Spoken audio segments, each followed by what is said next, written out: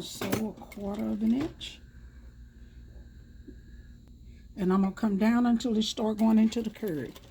Now, when I start going into the curve, I'm going to pull on this and push on that. Y'all got it? Yes.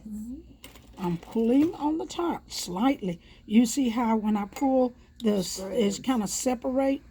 Yeah. But I'm not pulling like this. I'm pulling slight, and I'm pushing that curve around, straightening it out as it go through.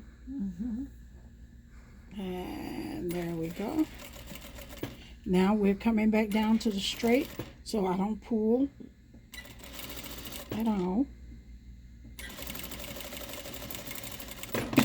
Okay.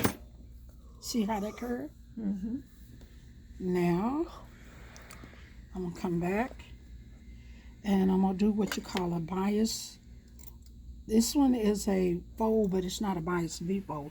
A bias V-fold is when it's 2 inches wide, and you sew both edges to it and then fold it down. Instead, I come here, and I roll this down to that seam. Then I flip it over. And I want just a little bit of that showing. I see that. From under, from the top. Because I want that top to push that backwards. I don't want to see this pushing out.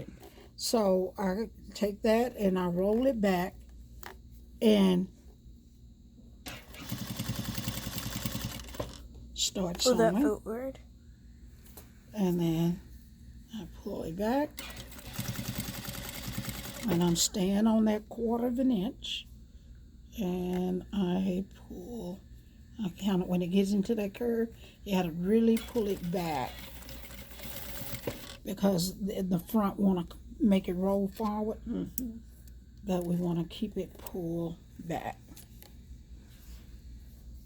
And although it look like it's a little full there, not really, because when you press it, it go flat. Because it is in the bias area. So when you get through, that's what you have. Yeah. And when you press it good and flat, it stays good and flat.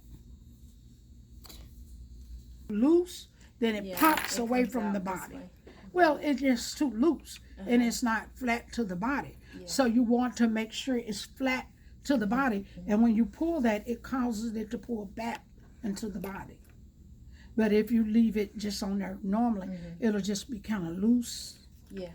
And it used to make me mad how Princess Anne's, and you put them on and the necks are kind of waving out in places. Yeah. Just like hello. Okay.